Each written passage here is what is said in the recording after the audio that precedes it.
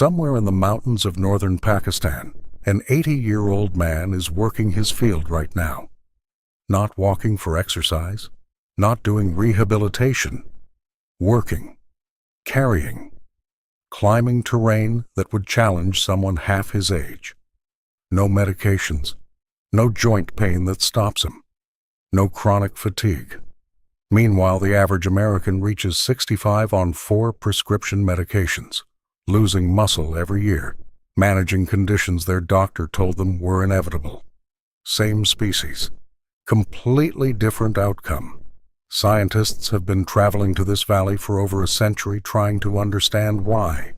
The answer was never exotic or expensive. It was a pattern, simple, specific, and intact for centuries, because no road connected this valley to the outside world. Until one did, and then everything changed. This is the Hunza Valley. And in the next 20 minutes, you are going to learn exactly what that pattern looks like, why it works, and how to apply it starting today. To find the Hunza Valley, you have to want to be there. There is no casual route. You cross mountain range after mountain range, climbing into the Karakoram, one of the most extreme landscapes on the planet, until you reach Gilgit-Baltistan in the far north of Pakistan. The valley sits at roughly 2,500 meters above sea level. The air is thin. The terrain is merciless, and nestled into the cliffsides, built from stone and patience, are the villages of the Hunzakuts. Around 60,000 people live here. They have their own language, Burushaski, which linguists classify as an isolate. It is not related to any other language on Earth. That fact alone tells you something about how long these people have been here, and how separate their world has been from everyone else's. For centuries, the Hunza was a princely state. It sat on the old Silk Road, bordering China to the northeast and the Pamir region to the northwest. Traders passed through, religions passed through. Buddhism, shamanic practice, and eventually Ismaili Islam, a branch of Shia Islam that still defines the valley today. The state survived until 1974, when it was finally dissolved and absorbed into Pakistan. But political borders didn't change the culture. The Hunza remained the Hunza. Their architecture, their language, their food, their customs, their relationship with the mountain. All of it persisted in a way that simply doesn't happen in places connected to the modern world. And then there is the question of health and aging. Researchers and physicians who visited the valley throughout the 20th century, including British nutrition scientist Sir Robert McCarrison in the 1920s, and Harvard physician Dr. Alexander Leaf in the 1970s, consistently noted something striking. Not necessarily people living to mythical ages, which was never formally verified due to the absence of birth records, but an unusual density of physically vigorous elderly people, men and women in their 70s and 80s navigating steep terrain, working fields, and showing remarkably low rates of the chronic diseases that define aging in the West. That observation is what kept scientists coming back. Not a legend, a pattern. And the question is what produced it. The first thing you notice about Hunza food is what's missing. And there are no imported spices lining the shelves, no processed packages, no industrial oils. The cuisine is built entirely from what the valley produces, and what the valley produces is ancient, simple, and specific. The foundation is grain. Wheat, barley, and buckwheat have been cultivated here for centuries, prepared as flatbreads, porridge, and simple soups. Not refined, not stripped, whole grain, slow prepared, the way every mountain culture ate before industrial milling made convenience the priority. Buckwheat, in particular, carries something the others don't. It is dense with flavonoids, plant compounds with documented anti-inflammatory properties. Studies examining buckwheat-consuming populations have consistently found associations with lower rates of cardiovascular disease and metabolic dysfunction. The Hunza didn't study flavonoids. They just knew buckwheat kept them strong. Alongside the grains come legumes, lentils, chickpeas, fava beans, rotating through the week, appearing in soups, stews, and flatbread fillings. plant protein distributed across the day, paired with small amounts of goat dairy, milk, yogurt, and aged cheese. Meat is rare. Historically, animals were too valuable to slaughter. A goat represented milk for months, wool for clothing, labor for the farm. You didn't eat your goat. You kept it. The result was a diet that was almost entirely plant-based by necessity and extraordinarily nutrient-dense by consequence. Fresh fruits and vegetables fill the rest. The valley's soil, fed by glacier water and centuries of careful cultivation, produces cherries, peaches, mulberries, walnuts, and one fruit above all others that defines Hunza food culture entirely: the apricot. It is everywhere, eaten fresh in season, dried for winter, pressed into juice, fermented into vinegar, folded into soups and bread. The Hunza relationship with the apricot goes further than any other culture's. They eat the kernel too, cracking open the pit and pressing the seed into an oil used for cooking, baking, and preservation.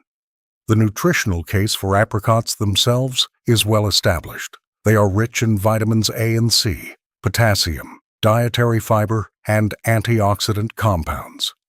As a primary food source consumed daily across an entire lifetime, fresh, dried, and as a cooking oil, the cumulative nutritional contribution to a population's health is meaningful and supported by general nutritional science.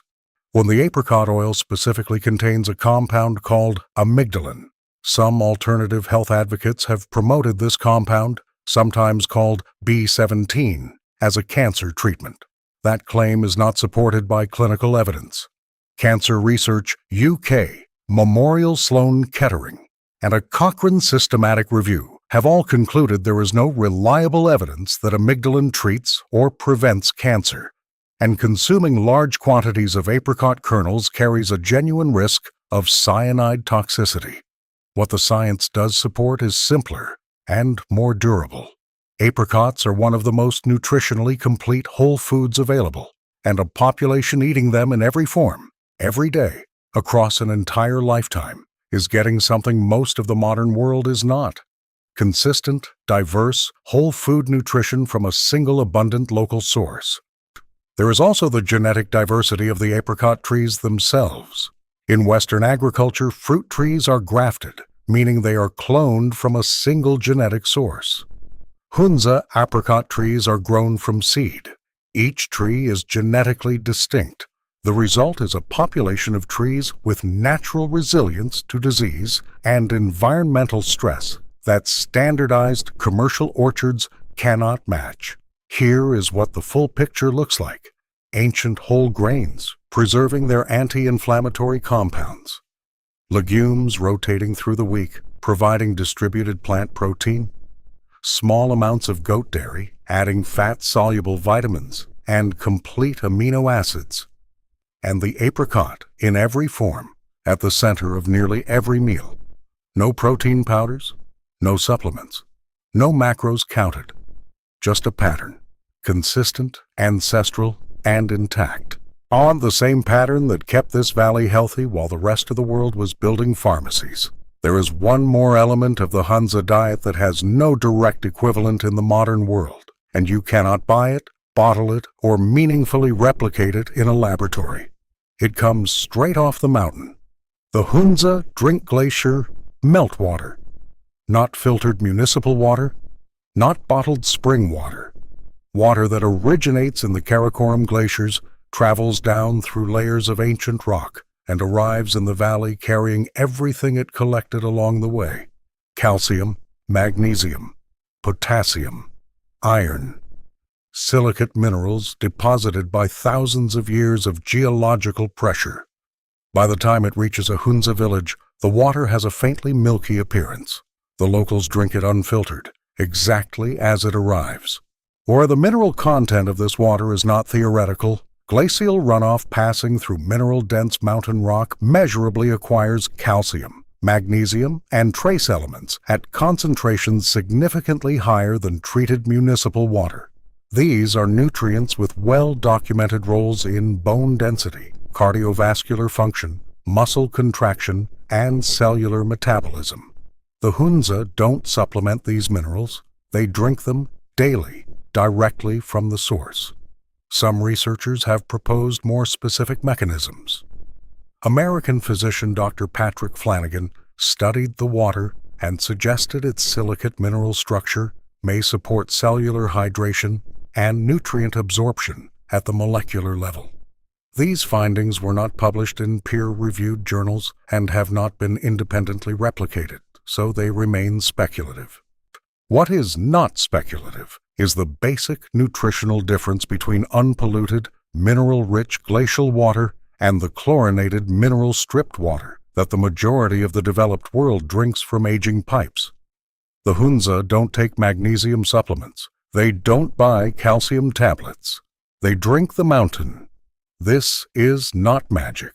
It is geology meeting biology in a way that modern convenience has almost completely severed. The body needs minerals. The Hunza water delivers them directly in a form the body has consumed for all of human evolutionary history.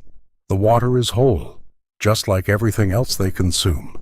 The Hunza diet is extraordinary, but the diet alone does not explain everything, because what the Hunza eat is inseparable from how they live. And how they live is something the modern world has almost entirely engineered away. Start with movement, not exercise in the way the West understands it, not a gym session 3 times a week followed by 8 hours in an office chair. The Hunza move because their environment gives them no alternative. The villages are carved into cliffsides. The terrain is steep, uneven, and unforgiving.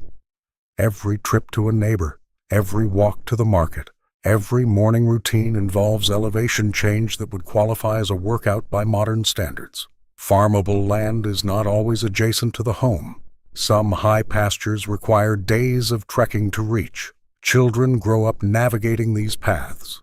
Adults spend their lives on them. Elders continue walking them into their 80s because stopping is not a concept the mountain recognizes.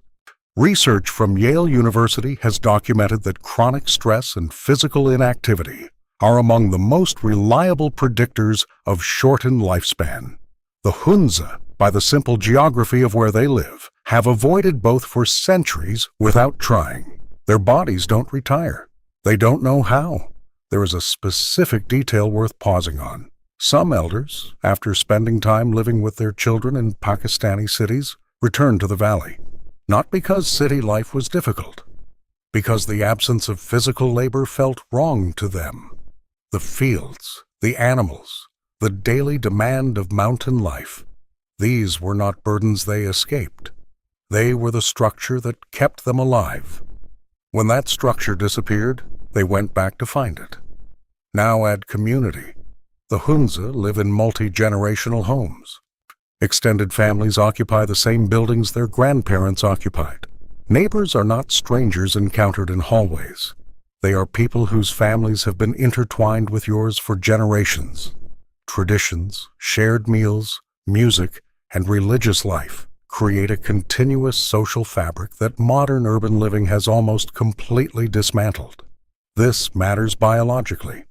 Research into social isolation consistently shows that loneliness elevates cortisol, suppresses immune function, and accelerates cellular aging. The inverse is equally documented.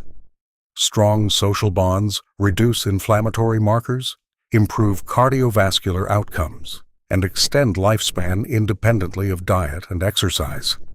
The Hunza don't have a word for the particular loneliness that defines modern life. Their social structure makes it structurally impossible. We, the Ismaili Muslim faith practiced throughout the valley, reinforces this further. It emphasizes community welfare, spiritual well-being, and mutual support as active obligations, not passive ideals. The result is a population where no one ages alone, and no one is left to deteriorate in isolation. Whether it is religion, culture, or simple proximity, the outcome is the same. People are held, and held people live longer. Then there is pace. The Hunza do not experience time the way a city professional does. There are no quarterly deadlines, no commutes, no notifications. Life moves according to seasons, harvests, and daylight. This is not primitive. It is aligned with the biological rhythms that govern human health at the cellular level. Cortisol follows a daily arc designed for natural light cycles. Sleep follows darkness. Waking follows dawn. The chronic low-grade stress that defines modern existence, the kind that never fully resolves because the threat never fully materializes, does not exist in the same form here. Put it together, and the picture becomes clear. The Hunza don't go to the gym, but they never stop moving. They don't see therapists, but they are never truly alone. They don't practice stress management, but they have almost nothing to manage. They don't optimize their sleep, but they sleep when it is dark and rise when it is light. We have replaced all of this with products, with apps, supplements, sleep trackers, and gym memberships. We have isolated every variable and sold it back to ourselves separately. The Hunza never separated them in the first place. For most of its history, the Hunza Valley was protected by its own inaccessibility. How the mountains that made life difficult also made outside interference nearly impossible. No road reached the valley. No supply chain connected it to the lowlands. Whatever the Hunza ate, they grew. Whatever they drank, the glacier provided. The isolation that looked like a limitation was actually a shield. In 1978, that shield was removed. The Karakoram Highway, a 1,284-kilometer road built jointly by Pakistan and China, reached the valley and connected it to the outside world for the first time in its history. It was an engineering achievement. It was also the beginning of the end of the traditional Hunza way of life. Within years, processed food arrived. Commercial cooking oils replaced apricot oil. Refined flour replaced ancient whole grains. Sugar entered a diet that had never contained it. Packaged goods from the lowlands became status symbols. Younger generations began eating like Lahore, not like their grandparents. The foods that had defined Hunza health for centuries started being preserved for tourists and export rather than consumed by the people who needed them most. The locals noticed immediately. One elder described it plainly. Before, everything was pure food. Now 90% is not good food. Only 10% is still the original. And even that 10% is only in some homes. The consequences followed the pattern exactly as any researcher would predict. The chronic diseases that the older generation simply did not have. The ones that scientists had traveled thousands of miles to understand the absence of, began appearing in the younger population. Not because the genetics changed. Most the genetics are identical. Because the pattern changed.